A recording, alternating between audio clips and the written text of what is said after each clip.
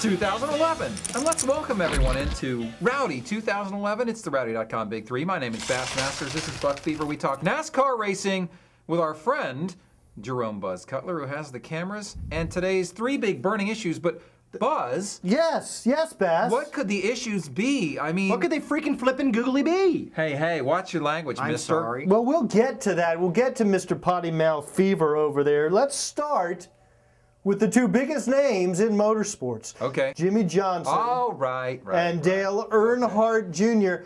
Riddle me this, boys. Which would be better for the race fan, for the sanctioning body, for the sport in general? Dale Earnhardt Jr. finding victory lane again, or Jimmie Johnson failing to win a sixth consecutive championship? I know which one I'd choose. I know which one I'm going to choose. I'm going to go ahead and say Dale Earnhardt Jr. finally winning a race. Because if he wins a race, and it's not out of sheer luck or or fuel mileage, and that means that he's performing well, that means that he's leading laps, that means he's in the news. It means he's relevant, man. Right. And his lack of relevance has really, really hurt our sport. And I think I noticed it most significantly, I think in Martinsville, I forget where it was, where he finally led a lap, and the place just went bat googly crazy. The place was cheering, going crazy at Martinsville when he went into second. Yes. Because they were worried he might not get as far as first. So let's just cheer our butts off now that he's in second. Right. I think it's so important that Junior get off to a decent start and win some races. I do too. And to me, you know, we talked to Rick Mast about this earlier today. We'll have it on Wednesday's podcast. We talked about, is this a make or break year for Junior at Hendrick?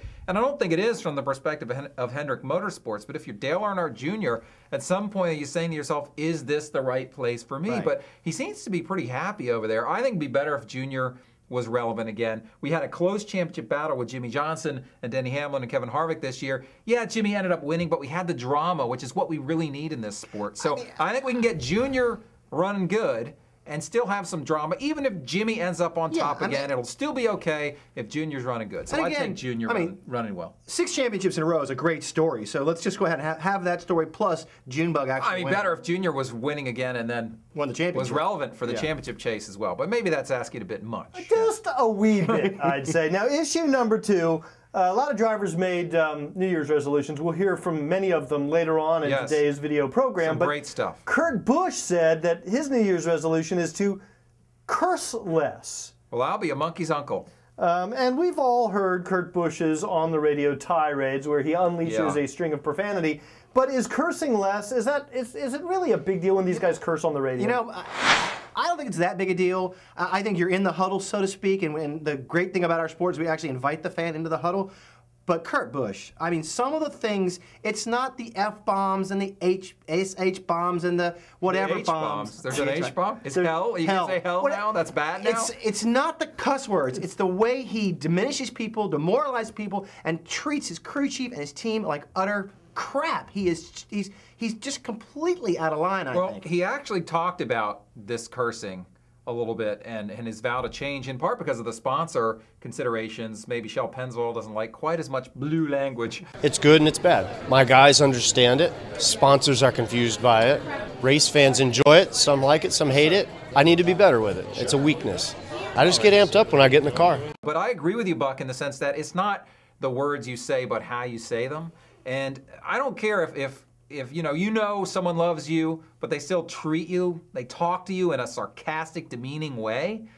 You might know in your brain that they love you, but in your heart, it's going to demoralize you. It's going to frustrate you. It's going to anger you, and it's going to make you angry at them. So I think it is the way that you address your team. But maybe if you start thinking about how you communicate, maybe it starts with the language, but it evolves into something more productive, where you say, maybe I can be more productive on the radio rather than slamming people all the time or getting frustrated. Maybe I've gone too far in that direction. Yes, showing passion is good, but I think it could be carried too far. But he takes people's weaknesses or mistakes they made and really, really makes sure they know that they effed up, as it were. And I just don't think that's the right way to go. I think you got to lift people up. Freaked up? Freaked up. You got to lift people up, not tear them down. Fudged up. Okay, Ernest Angley. Put your hand on the television. All right, and for issue number 3, we have some exclusive video from some of the biggest names in NASCAR. I love this stuff. Yes. Resolving to do things a little bit differently in 2011. To use both my heads. To develop a beer gut. Juan Pablo Montoya, Bogota, Colombia, number 42, Target Chevrolet. Sonny Stinson here. I'm going for 4 crew chiefs this year. Woohoo! To not get my ass fired. To win the championship of my dreams, the iRacing.com championship. To get a better looking puppet, this one sucks. To get this year at Red Bull over with and get my ass to Hendrick Motorsports. To kick Jimmie Johnson's ass, which I will most surely do. And to end hunger as we know it. And that has been your Rowdy.com Big Three. We will see you next time right here on the program. More good stuff coming up this week. We're back in the saddle, everybody. We're back in the saddle. Getting ready for Back 2011. in the saddle again. We're in our leathers, as it were. Speak for yourself. I'm not wearing leather. I am.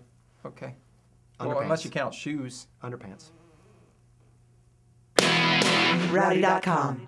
Say it like it is. Say what like it is? Rowdy.com.